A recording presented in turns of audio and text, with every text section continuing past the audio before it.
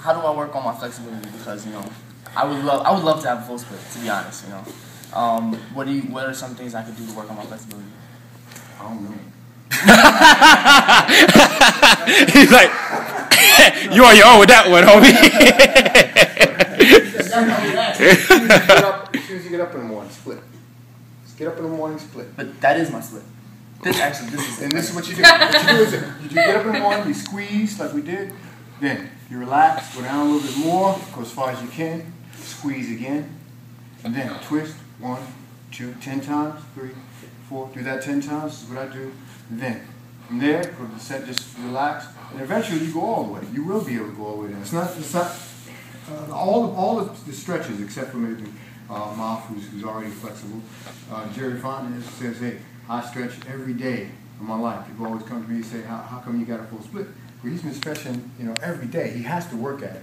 I have to work at it. I was tight. I was like this, but I just worked at it, stretching every day. Another thing I want to show you is wall stretching. Big time, like this. It'll help your chamber, help your kicking. Get somebody to push your knee up on the wall, not just your foot. Like push your this knee way or sideways? Both ways. Both ways? Yeah. And I'll work with you, we're not on camera. Okay. I don't give away everything. Secrets. That's just I can kick, but I'm pretty sure if I had the extra flexibility, it would just be so much better. Combination is a lot more effective if I had that flexibility, Instead of just being tall. You got that reach, you got that, you're there on it right away, instantly, you're already there. Every time you go to you're right there, because you got you're light, you got reach, you're there right away. So now it's just a matter of just you doing certain things like wall stretching and splits. And drills like we did tonight. Just hard drills, 2 hours kicking. Us. Push yourself where you're just kicking a lot. I'm not used to actually kicking a pad like this that stays still. Right. Like throwing active, usually I'll hold they'll hold pads and I'll hit it down this way. Yeah. Which way do you think is more effective? Like hitting a pad where it gives, or hitting something like this where it's pad is good for accuracy. Something like this is good for strength. Okay. You're actually hitting something. You're not just hitting a pad where it sounds off and you just touch it. But this is something you got to hit hard. Boom. Yeah. Develop strength.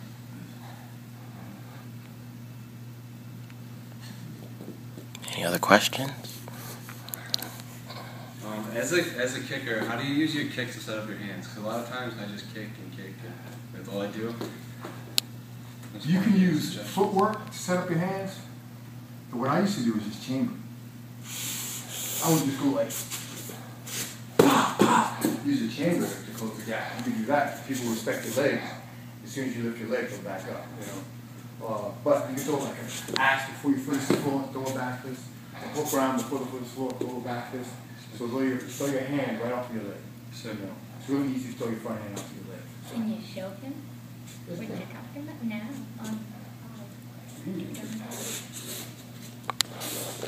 So, if you miss, even with an axe kick, you put your foot down, as soon as you land, leap this. Okay?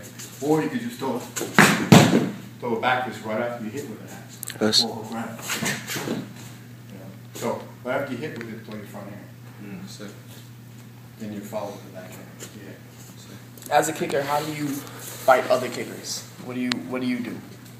I try to, just like, we say in fighting, you gotta make sure you get off first. The times I lost were guys, even if they didn't have the same flexibility, they just took off the line. Right. Me. And I backed up on the edge of the ring, and we were actually in the ring, and get stuck. And then they follow with the hands. So that's where you run into troubles when you fight a kicker who gets off first. And you don't take a good angle. But just like I was explaining to my man, if someone throws a kick in an open stance, close stance, stand. I love fighting kickers. Because I knew as soon as they lift their leg, I'm going to hit them. Because when somebody kicks you, they're on one leg. They're not going to go too far. The only kick you really have to worry about is a side kick. Right? And then if you just take an angle and block it, that's it. So, kickers are easy to fight. All the top fighters, they would say, I love fighting kickers. Kickers are easy. Punches is hard to fight punches. It's easy to fight if you know what you're doing. So, but if you have a quick chamber side kick, that's what I use a lot against anybody. They're usually going to reach for it. But if you jam with a back fist, that's a good way to fight a fighter. Jam them up. Either get inside the leg or stay outside the leg. Do you throw a lot of direct kicks or do you fake a lot more? Like, I don't, like sometimes I'll mix it up. Like depending on who I'm fighting, I'll throw a lot of straight kicks. Like if I'm fighting Jody, somebody who likes to step in, I'll throw a lot of straight kicks. But mostly everybody else, I'll throw like, you know, like I'll fake here, kick there, fake here, kick there. Yeah. So what did you used to do a lot more? Like did you used to fake kick more or like straight? I didn't have to fight people like Jody. I didn't have to fight people like Jody's gonna see this, by the way. Good. I didn't have to fight people like this. So they were easier because it was just I was just fake kick. Okay. Pump high, kick low. Everyone went for that. You know, all of them, all the top heavyweights went for that. The lighter guys were harder to hit because they had a smaller target area.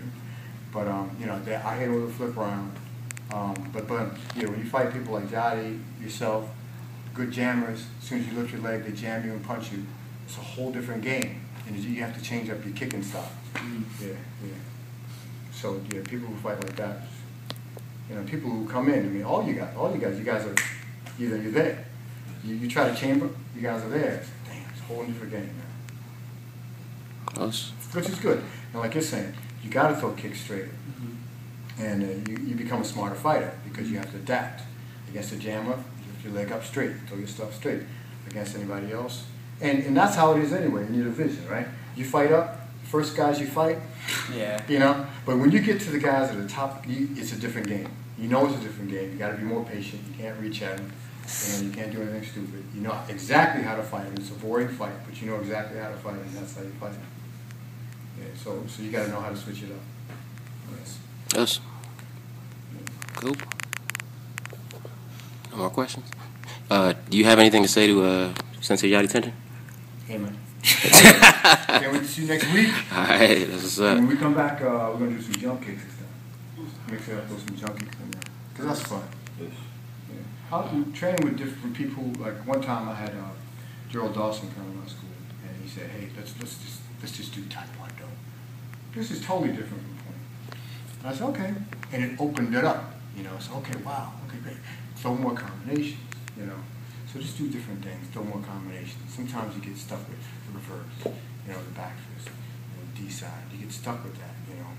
But doing something different off of that, you know, body punch, axe, jump reverse side. That's the stuff that's, you know, that when people look at the kickers back then, you wouldn't even be thinking about people like Mafia if he didn't throw more than one technique. But he threw more than one technique, 2 and 3 or 4 kicks that made you go, damn. You know, so if you're kicking, and anybody in here can kick just as well, but if you're kicking, you just throw more than one. Just two combinations. You know, that's what makes people go, damn. Because it's, you know, in point fighting, people don't throw that many combinations. You know, when we were fighting, there were fighters that would fight, pa pa pa pa. You know, so. How do you set up your distance to kick? Like a lot of times, it's hard for me to. It's like chasing people with legs. Yeah. See, it's so easy to get into, like, when we fought teams, right? When we fought teams, it's like, go, go, go, right? You got 8 guys on one side, 8 guys on the other side, and you're just flying across the ring. You just lift up and start kicking across the ring if you think it kicks. And it's so, you get sloppy as a fighter, and you forget about footwork. And what you should do is inch up with your footwork, bounce. A lot of people don't bounce forward. If you look at people like, Linda Danley, or even Nasty, when they fought, they always bounced forward. A lot of people don't bounce forward anymore. They lift their leg up from 10 feet away and they start kicking, you know. So inch up. Use your footwork to inch up and then throw your technique. So, yeah, just be patient and inch in. And it takes a lot of courage. Because a lot of times, if I'm fighting my man here, Sam, and I'm trying to inch up, and I know he's got reach, mad reach. And I'm trying to inch up, and I said, oh man, my reach is not his reach. You know, I got to get 5 feet. He can be back 10 feet. He's fine. You know, so I'm trying to get up on him. You got to be quicker with your footwork. You got to be sneaky too. You got to move around a little bit. You know, so just like we're talking here, my man Vince, you got to get, you got to adjust. You got to adjust to it somehow. Take angles. Don't just bounce straight in. Maybe you take an angle, and go around. Try to get close. The whole thing for you to do is just try to get close in disguise. You know, sometimes you gotta just jump upon them. Jump upon them and fake. That's another thing. People don't fake either. You know, I got away from fake. That's why I got hit with so many sidekicks. I just started going in. I said, okay, fake first, fake bounce, fake bounce, fake bounce. And each time after you fake, you get a little closer. Fake, get a little closer. Fake, get a little closer. Then you're right upon them. Then throw your stuff. So fake and then get closer. That helps too.